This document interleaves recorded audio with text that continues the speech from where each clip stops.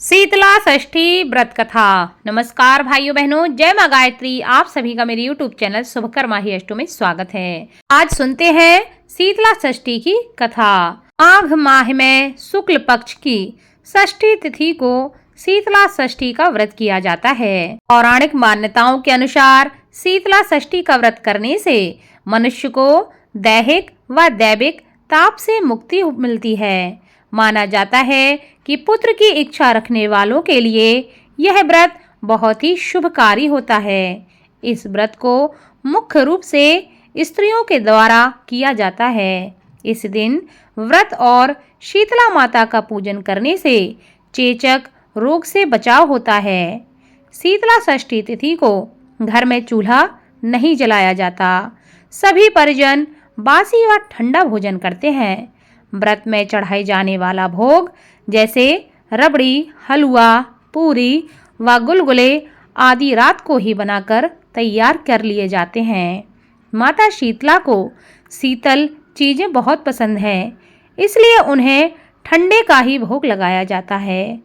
इस दिन गर्म पानी से स्नान करना भी वर्जित बताया गया है। व्रत रखने वालों को शीतल पानी से ही स्नान करना चाहिए। शीतला माता की विधिवत पूजा करने के पश्चात शीतला षष्ठी की कथा को अवश्य सुनना चाहिए। इनकी कथा सुनने से रोग और दोष समाप्त होते हैं, संतान सुख की प्राप्ति होती है और जीवन में सुख समृद्धि की प्राप्ति होती है। एक समय की बात है, एक ब्राह्मण के 7 बेटे थे। सभी का विवाह हो चुका था, परंतु ब्राह्मण के 7 बेटों की कोई संतान नहीं थी। एक दिन एक वृद्धा ने ब्राह्मणी की बहुओं से शीतला षष्ठी का व्रत करने के बारे में बताया। उस ब्राह्मणी ने श्रद्धापूर्वक अपनी बहुओं से यह व्रत करवाया। 1 साल के अंदर ही उनकी सारी बहुएं पुत्रवती हो गईं। इसके बाद एक दिन ब्राह्मणी और उसकी पुत्रवधुओं ने व्रत की उपेक्षा करके गर्म जल से स्नान किया, ताजा गर्म भोजन बनाया। रात्रि में ब्राह्मणी ने भयानक स्वप्न देखा और वह चौंक कर उठकर बैठ गई, जिसके बाद उसने अपने पति को उठाया, परंतु उसकी मृत्यु हो चुकी थी। ब्राह्मणी शोक से चिल्लाने लगी। इसके बाद वह अपने पुत्रों और बहुओं की ओर बढ़ी तो देखती है कि उन सभी की मृत्यु हो चुकी है। वह चिल्ला चिल्ला कर विलाप करने लगी। आवाज सुनकर पड़ोसी जाग गए और सारे पड़ोसी दौड़ कर आए। तब उनमें से किसी एक ने कहा कि यह सब भगवती शीतला माता का प्रकोप है, उसी के कारण यह सब हुआ है। ये सुनते ही ब्राह्मणी रोती चिल्लाती हुई वन की ओर चल दी। रास्ते में उसे एक बुढ़िया मिली। वह अग्नि की ज्वाला से तड़प रही थी। वह बुढ़िया स्वयं शीतला माता ही थी। अग्नि की ज्वाला से व्याकुल माता शीतला ने ब्राह्मणी को मिट्टी के बर्तन में दही लाने के लिए कहा। तब ब्राह्मणी ने तुरंत ही दही लाकर भगवती शीतला के शरीर पर दही का लेप लगा दिया, जिससे उनके शरीर की जो जलन थी वह शांत हो गई।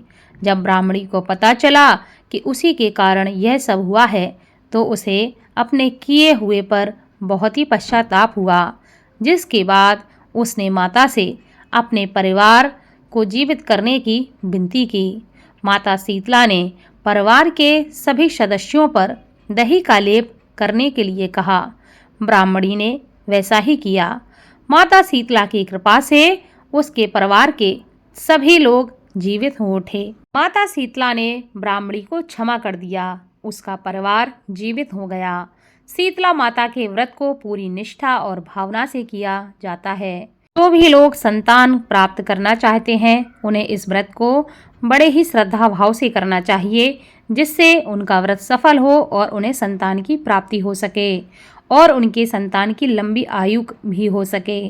माना जाता है माता शीतला की कथा सुनने से माता शीतला की कृपा प्राप्त होती है। किसी भी प्रकार के रोग दोष नहीं रहते हैं।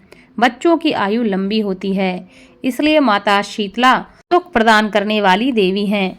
इस व्रत के बारे में कुछ नियम शास्त्रों में बताए जाते हैं। इस दिन व्रती को खाना एक दिन पहले ही बना के रख लेना चाहिए। व्रत वाले दिन उसे बासी भोजन का ही सेवन करना चाहिए। इस दिन चूल्हा नहीं जलाया जाता। इस व्रत को उत्तरी भारत में विशेष रूप से मनाए जाने की परंपरा है। कुछ जगहों पर इस व्रत को बसौड़ा, बासियारो इत्यादि नाम से भी जाना जाता है। देश में सभी वर्ग के लोग इस उत्सव को बड़े ही धूमधाम से मनाते हैं। चाहे इस दिन व्रत रखा जाए या ना रखा जाए, लेकिन हर कोई इस धार्मिक कार्य को अवश्य करना चाहिए और पूरे श्रद्धा से माता की कथा का स्मरण करना चाहिए। हे शीतला माता, सब पर कृपा बनाए रखना। बोलो शीतला माता की जय।